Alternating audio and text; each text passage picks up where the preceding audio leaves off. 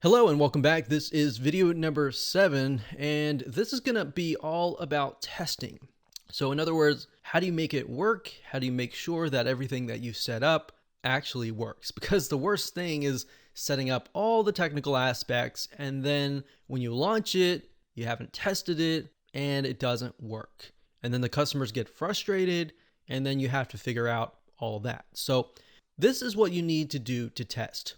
So we're going to focus on 2 different levels since we have the free level and then of course we have the paid level. The free level is a little bit easier.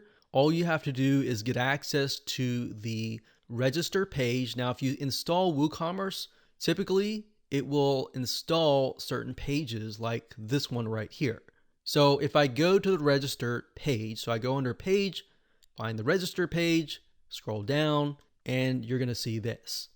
So by default, it says give people access to the free plan. Now you could also create a secondary register page if you wanted to give them access maybe to a different free level. You could do that as well. So we're going to select this and select, select delete selected, and we're just going to leave it as it is. So what you want to do is just grab this link and then test it out. Enter your information, your email, your first and last name, and all whatever it asks you for, and just make sure that you have access to those certain pages. So you want to make sure that you know what pages that you selected. So if you selected 5, do they have access to those 5, or do they have access to everything? If they have access to everything, there is a problem. You have to go back, and it's probably some sort of settings in the restricted content area. If it works, congratulations, you have created a free level that actually works. Now, what about the premium level? Okay, so if we go back over here to, let's say, WooCommerce settings, and then under payments, so it's WooCommerce settings payments, you're going to see this list here.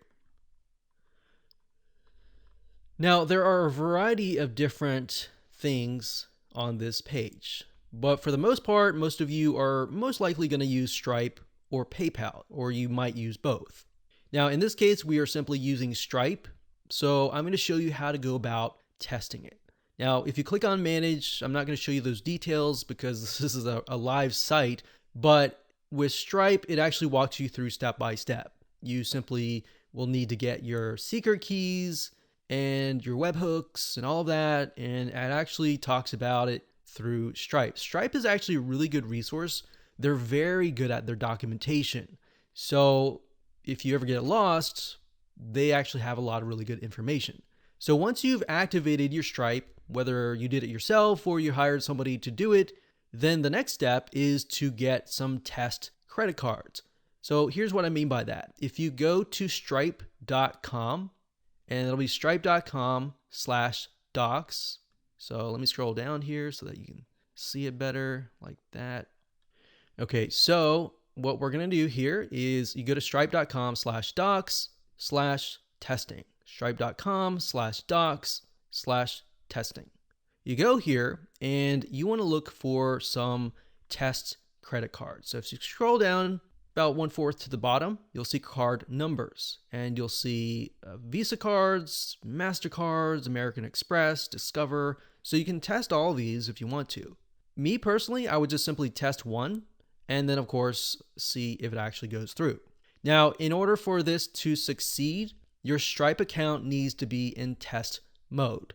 So when you go to set things up, there's going to be a little button that says test mode. You want to make sure that that is selected. Once that's selected, you simply just copy one of these card numbers.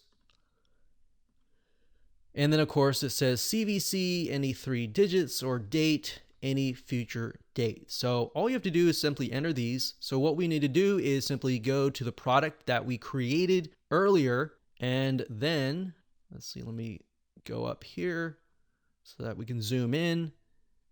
And then you'll see something like this. So you got the product, you fill out your name and all that, and then what you need to do is simply enter your credit card here. So that would be the 4242, 4242 all the way here, and then the expiration date, which we could just say December 30. And then the CVC code, just random numbers. Okay, so once you've entered all that information, you just simply select submit and make sure that it actually goes through. And that's all you have to do. It's really easy like that.